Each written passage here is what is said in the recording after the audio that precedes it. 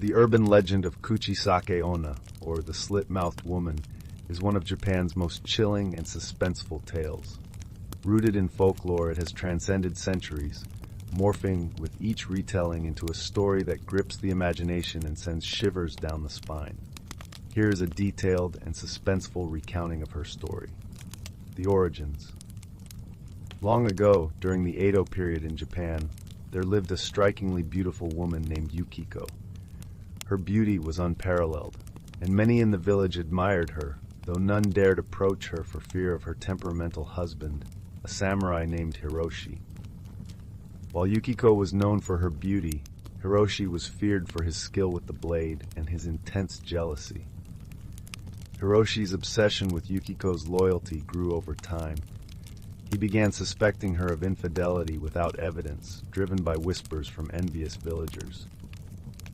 Yukiko, unaware of these rumors, continued her days with grace, but her husband's paranoia boiled beneath the surface. One fateful evening, Hiroshi confronted Yukiko. His voice trembled with anger as he accused her of betrayal. She denied the allegations, but his mind was clouded.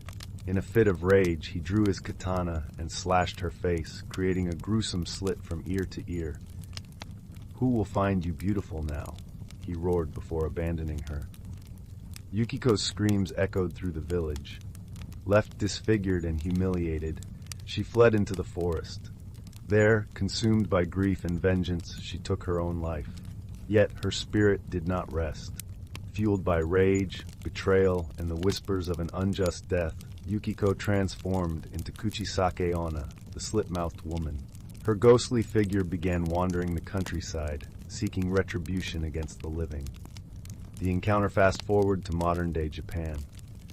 The legend of Kuchisake-Onna has persisted, whispered among schoolchildren and told around campfires. She is said to appear on quiet streets, often cloaked in a surgical mask, an ordinary sight in a society accustomed to wearing them. Her weapon of choice is a sharp pair of scissors. The story often begins with an unsuspecting individual walking home alone. The streets are eerily quiet, with only the faint hum of distant traffic. Suddenly, Kuchisake-Onna emerges from the shadows, her long, dark hair partially obscuring her face. "Am I beautiful?" she asks, her voice soft but chilling. The question seems innocent, and the person's instinct might be to say yes. If they do, she removes her mask, revealing her grotesque, gaping wound. "How about now?"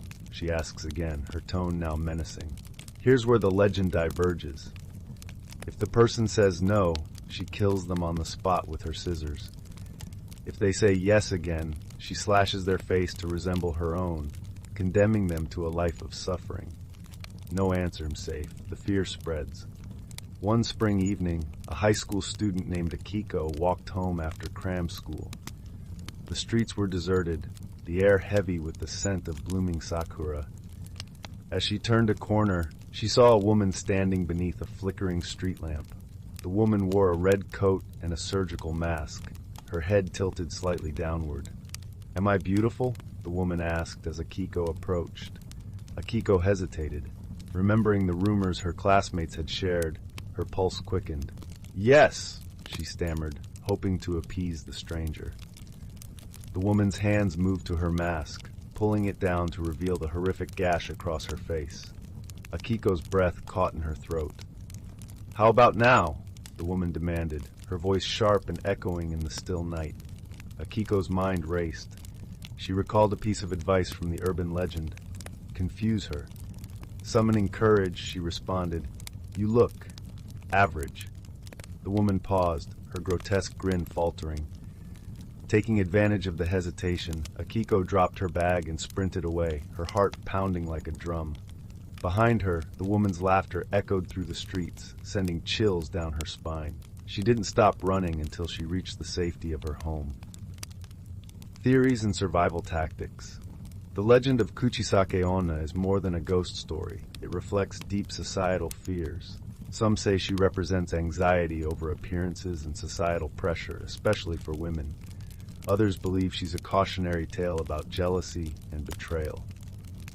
In many versions of the story, there are ways to escape her wrath. Confuse her. As Akiko did, giving a vague or unconventional answer might cause her to hesitate. Distract her. Throwing candies or coins is said to divert her attention, giving you time to flee. Flee to a busy area. She prefers isolated streets and rarely pursues her victims into crowds. Modern sightings. Over the years, reports of Kuchisake-Onna have surfaced, fueling her legend.